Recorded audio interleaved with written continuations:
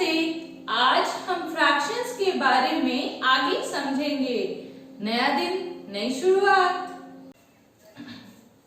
Fractions क्या होते हैं, कैसे हम फ्रैक्शंस को पहचान सकते हैं, और अगर फ्रैक्शन का एक पार्ट दिया हो तो दूसरे पार्ट को हम कैसे कैलकुलेट कर सकते हैं, ये सब मैंने फ्रैक्शंस के पार्ट ए में बताया है।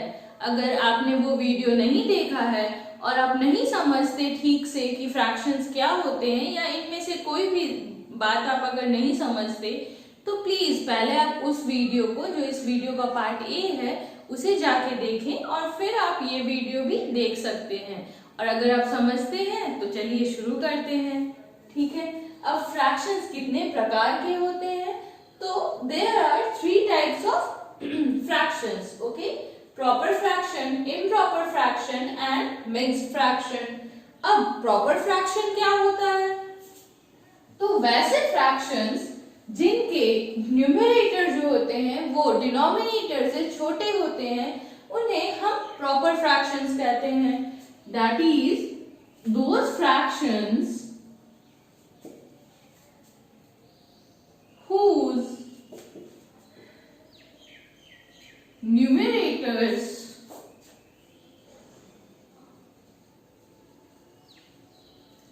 are less than the denominators।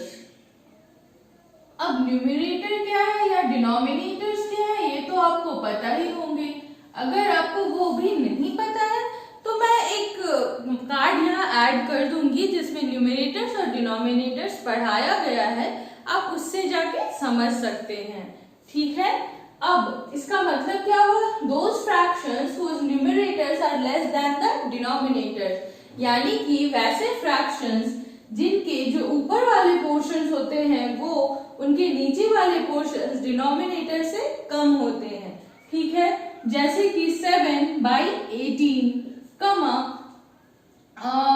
9/17, 18/25 etcetera. ठीक है, बस ये हमें ध्यान देना होगा कि हमारा जो ऊपर का नंबर है वो हमारे नीचे के नंबर से छोटा हो, तो ऐसे फ्रैक्शंस हमारे प्रॉपर फ्रैक्शंस कहलाते हैं। अब इम्प्रॉपर फ्रैक्शंस क्या होते हैं? तो ठीक इसका ऑपोजिट, जैसा कि ये नाम सजेस्ट कर रहा है, प्रॉपर का उल्टा इम्प्रॉपर, वैसे ही इसका मतलब भी होता है।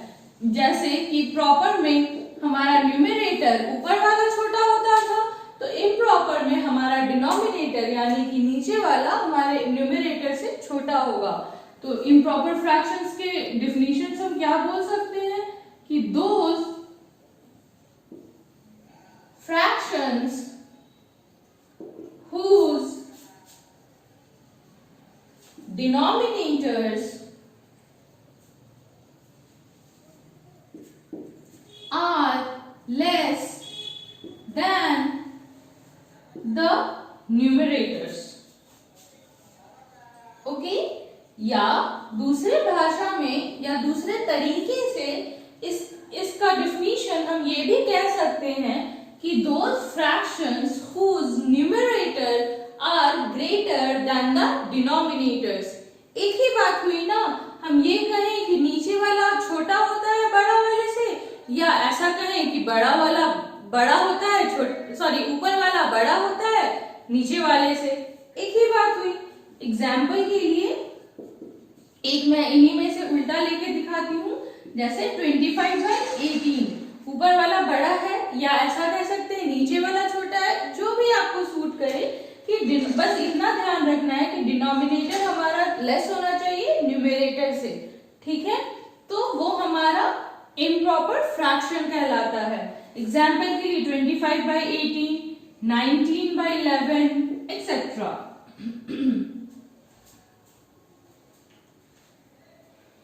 अब मिक्स्ड फ्रैक्शन क्या होते हैं? तो चलिए अब उसे समझते हैं हम।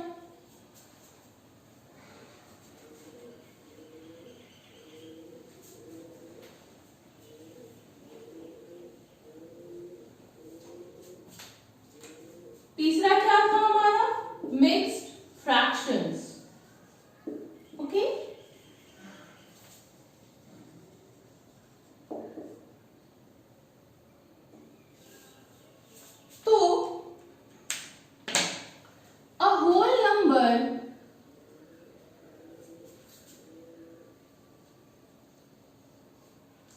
combined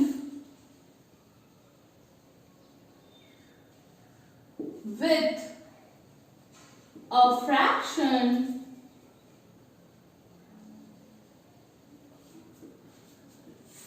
forming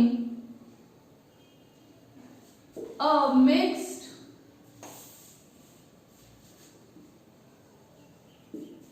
number. ओके, तो मिक्स्ड फ्रैक्शन हम किसे कहते हैं?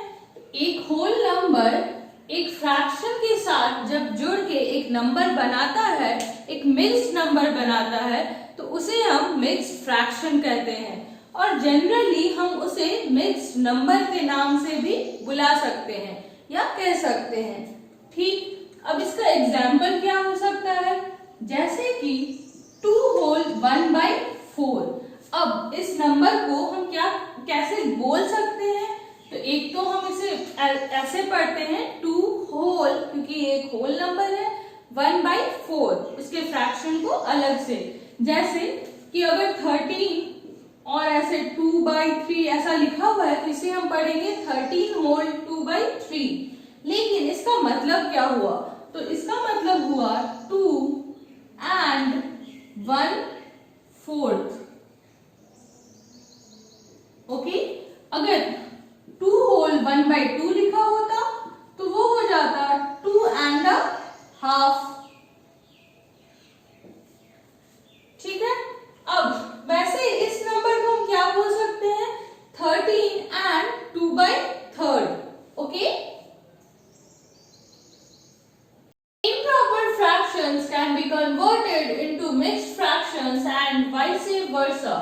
improper fractions को हम mixed fractions में convert कर सकते हैं और mixed fractions को भी improper fractions में convert कर सकते हैं। मैं ये दोनों ही चीजें, दोनों ही कन्वर्जन स्टेप वाइज थोड़ी देर में बताऊंगी, पर पहले मैं एक एग्जाम्पल लेके बस दिखा दे रही हूँ।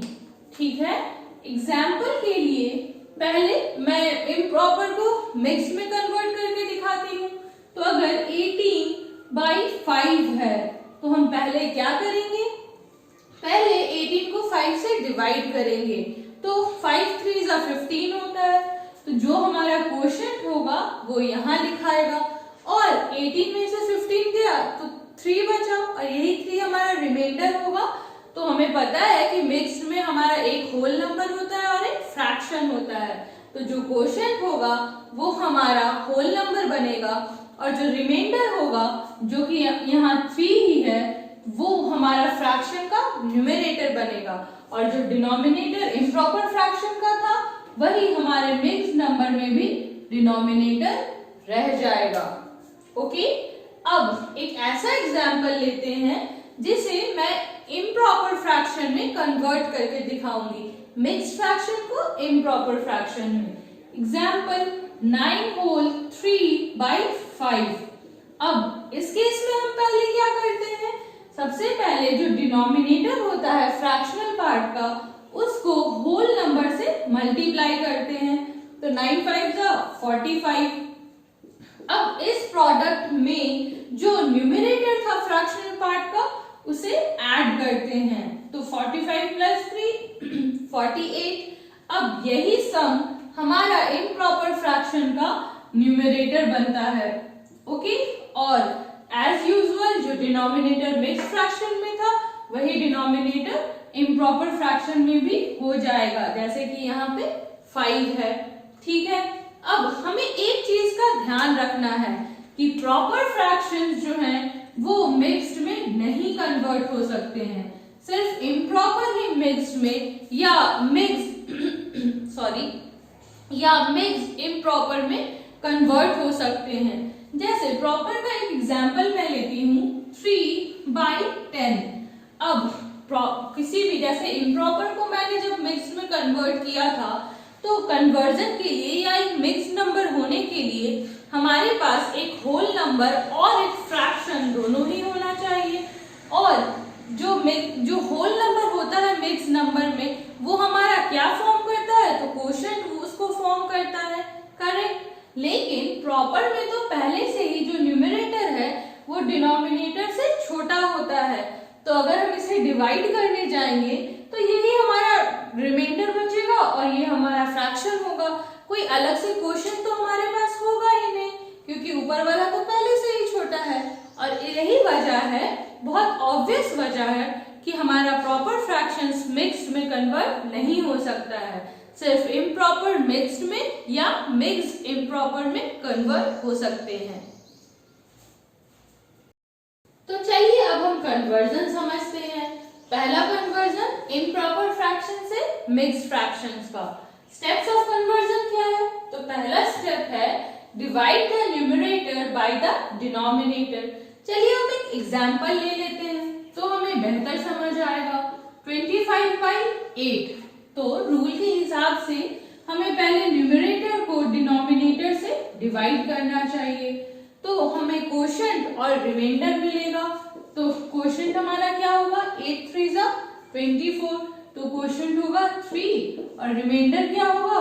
तो 25 - 24 = 1, तो रिमाइंडर हो जाएगा हमारा 1। अब नेक्स्ट स्टेप में क्या कहता है कि assemble the mixed fraction as q whole r/d।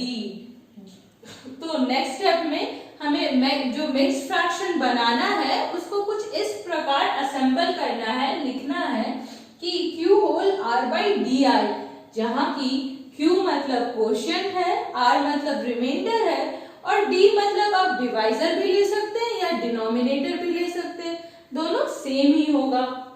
तो अब इस एग्जांपल में ये जो 25/8 था उसे हम मिक्स्ड फ्रैक्शन में किस तरीके से लिख सकते हैं? तो q होल r/d यानी कि 3 होल r हमारा 1 था और d यानी कि डिवाइजर या डिनोमिनेटर 8 था, तो 25/8 को हम 3 होल 1/8 की तरीके से लिख सकते हैं। आशा है आपको ये समझ आया होगा। आप चाहें तो एक स्क्रीनशॉट भी ले सकते हैं। ये हमारा स्टेप्स था improper fractions to mixed fraction convert करने के लिए।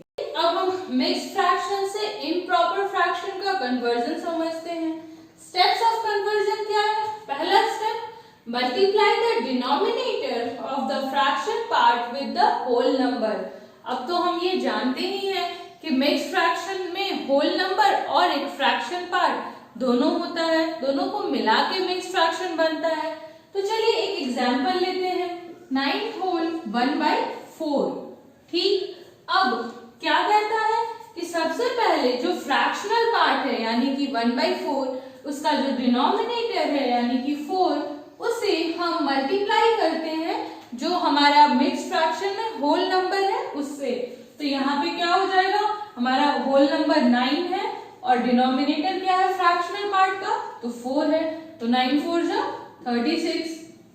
ओके, अब सेकेंड स्टेप में क्या कहता है? Add this product with the numerator of the fractional part। ठीक है, अब ये हमारा प्रोडक्ट क्या था? तो 36 और न्यूमरेटर क्या था फ्रैक्शनल पार्ट का?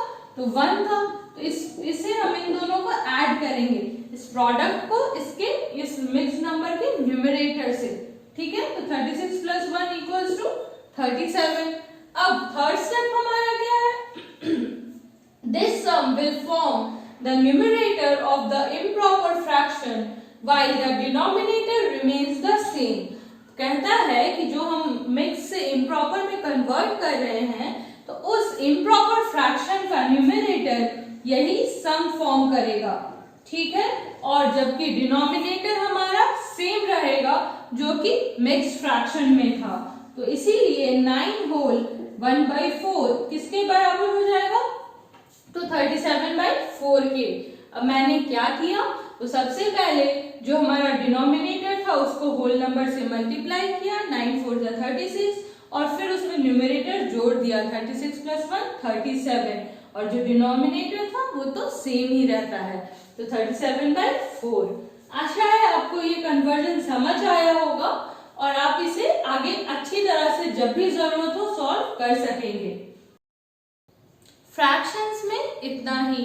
आशा है मैंने फ्रैक्शन से रिलेटेड सारी चीजें कवर कर ली होंगी, पर अगर आपको कुछ लगता है कि छूट गया है और आपको समझना है तो तो आप मुझसे कमेंट बॉक्स के थ्रू या फिर मेरा मेल आईडी जो कि मैंने डिस्क्रिप्शन बॉक्स में दे रखा है उसके थ्रू पूछ सकते हैं। इतना ही नहीं, फ्रैक्शंस के अलावा मैथ्स में कोई भी आपको सवाल हो तो आप मुझसे पूछ सकते हैं, मैं उसका सल्यूशन जरूर बताऊंगी। और अगर ये वीडियो पसंद आया हो, अगर थोड़ा भी आपके लिए हेल्पफुल रहा हो तो प्लीज इसे लाइक करें, फ्रेंड्स एंड फैमिली के साथ शेयर करें। और अगर आपने चैनल को अब तक सब्सक्राइब नहीं किया है तो उसे जरूर सब्सक्राइब करें और बेल आइकन भी दबाएं ताकि मैं जब भी वीडियो डालूं तो आपको नोटिफिकेशंस मिल सके। आज के लिए इतना ही।